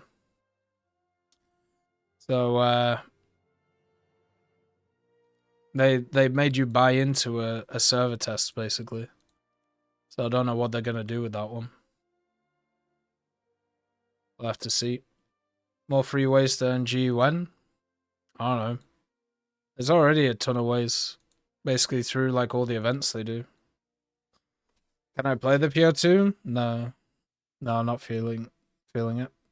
Reforge is still ongoing. Yeah, we're thinking about the idea of upgrading the ground arcade killstreak system to something similar to what Call of Duty Modern Warfare 2, 2009, and Black Ops. Your thoughts? Or just like adding more options? I mean, they could, yeah. You don't want too much emphasis going away from the vehicles themselves, though. Which, you know, kind of sucks. Because I think in general, it's better to keep the core gameplay the same. Like, even adding in the nukes, like, is kind of taken away from that. I'd be fine with, like, a few little things. Maybe you could do, like, maybe they could do little, things, like little events where you could get kill streaks on certain stuff, which would be quite fun. That wouldn't be too bad. And a working anti-cheat, well, c'est la vie. How would you improve the bomber gameplay experience in War Thunder? Give single missions that follow historic events that you can grind camos out of. Also, give more targets to go after for bombers, and also change the mindset of bomber pilots to actually, you know, not go straight in and get annihilated. In the same spirit, jam, jelly, or preserves? Definitely jam. Strawberry jam is great. Marmalade is fantastic. I would, you know, stuff like raspberry jam's great too. I enjoy the sweeter ones instead of the unsweeter ones. How do you like playing the Abrams? I've been playing the top Leo 2s, and now I'm playing the M1A ones, and it's a bit of a jump. I like the fact that they got a buffed reload, their mobility is really good, and their rounds are good. You know, they have a little bit less survivability right now than the top vehicles, but they're still fine. They work well. Going to be playing one soon, so. Why do you think people request vehicles such as the B whatever Hustler that would have no ability to get kills and just die in ARB constantly? Because there is a constant need for some people to expand the game as it goes. And if something isn't in the game and they've read about it in a book, they want to see it in the game because they just have that mindset. So once that thing gets added, they then move on to the next thing, and then they just keep doing it over and over again. You know, it's how it goes. Do you think they should bring back the old trophy crates for ranks, such as 1 to 4? Yes. You can buy everything with Gaijin? Pretty much, yeah. You can do that. Let's see.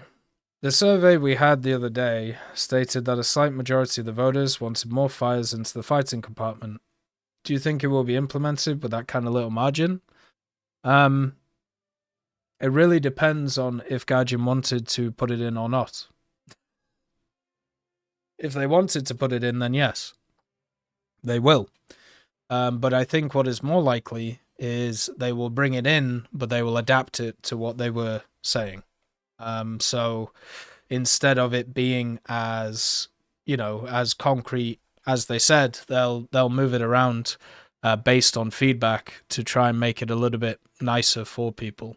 But I think what was kind of shown there is they have two very positive things to push forward with that people really like, and then from there, what they'll do is they'll then work on the fire one, and then they'll also work on adapting the other one so it fits what people want a little bit better, right?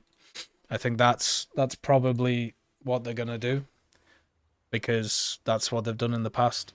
You know, they've obviously put thought into these things and probably time in thinking about how to create them, so they don't want to get rid of them. They'll probably just want to modify them, right? Can I play the Swift F7? It's against my religion. I missed the weekly decals. It made me play different nations and game modes. Yeah, they should bring them back. I'm looking forward to them whenever they do. Right, that'll be the end of the tech talk. We're going to continue streaming, just to let you know. Oh, how do you think the additional mods for Little Russian Terror will go? Oh? Which one? But yeah, we're going to end the tech talk here. Pretty fun. But we're going to continue to stream afterwards. So you guys who are on YouTube, watching the VOD, make sure to come along to the streams and have a bit of a chat. Have a bit of a good time. So peace. See you soon.